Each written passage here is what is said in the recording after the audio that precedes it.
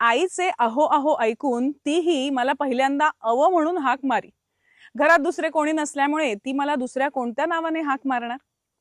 एक दिवस आमचे शेजारचे विनायकरावांचे लक्षात ही गोष्ट येऊन त्यांनी इंदूला बोलावले व हा तुझा बाप आहे, याला अव म्हणायचं नाही बरं का, असं बजावून सांगितलं.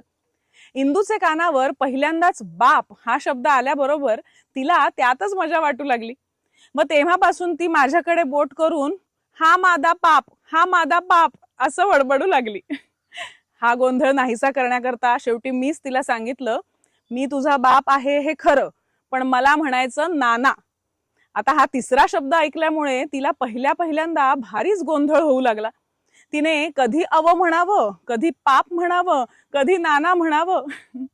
अर्थात हा गोंधळ फार दिवस टिकला नाही. मग पुढे आम्ही कायमचे नाना बनलो, ती गोष्ट निराळी.